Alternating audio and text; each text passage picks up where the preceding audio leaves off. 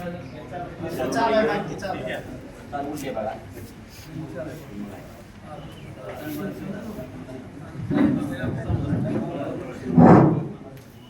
कडकोण गावात शक्तीपीठ विरोधात मार्गदर्शन करण्यासाठी आलेले देशाचे शेतकरी नेते माननीय खासदार राज शेट्टी, व्यासपीठावरील सर्व शेतकरी संघटनेचे पदाधिकारी आणि समाजबंधूचे शेतकरी बांधव, भावानो, स्वाभिमानी शेतकरी संघटनेची एकच जिद्द आहे, रडायचं नाही, विनाकारण कुणाला लढायचं नाही, लढायचं शिकणारी माणसं आहे.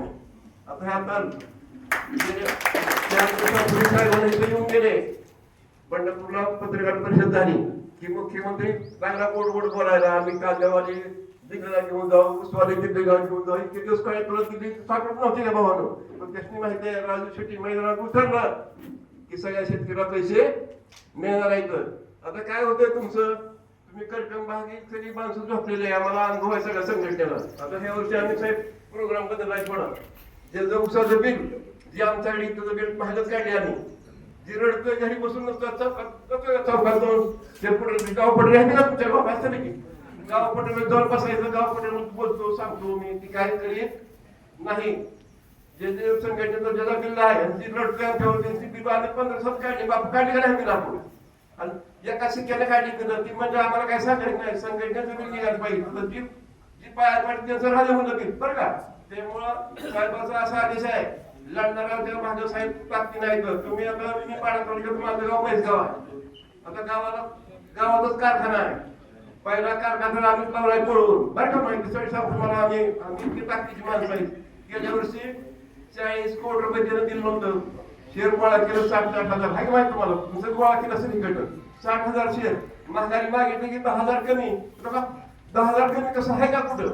मग आम्ही सगळ्या संघटनेला सांगितलं, आंदोलन घेतलं, साहेबांनी सांगितलं वेळ पडली, गरज पडली तर मला बोला, म्हणून साहेब तुमची गरज पडून येत नाही, घेऊन यायची गरज नाही. त्या कारखानदाराकडून 40 कोटी रुपये घेतलं, त्याचा आपण कुणाला फिरलं नाही भावानं बरं का. पण 40 कोटी रुपये बेळगावला आणि त्याला सांगितलं तुला आता विधानसभा येऊन देत नाही, त्याला विधानसभेला पडणारी माणसं आहे आम्ही. त्यामुळे आम्ही नाद केला की कुणाचा पक्का करतो, सोडित नाही, तुम्हाला इथं आभार करतो, तुम्ही तुमच्यावर आम्ही आहे, पण आम्ही पुढे तुम्ही घरी बसणार चालणार नाही.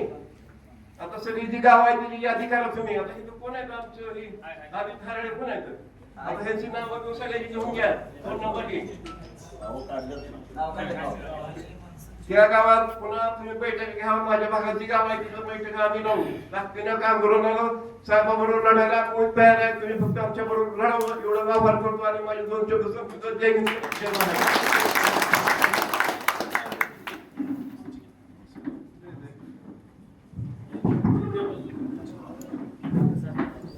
त्यानंतर आपल्या संपूर्ण देशातील शेतकऱ्यांचा आवाज बुलंद आवाज, आणि मला आठवतंय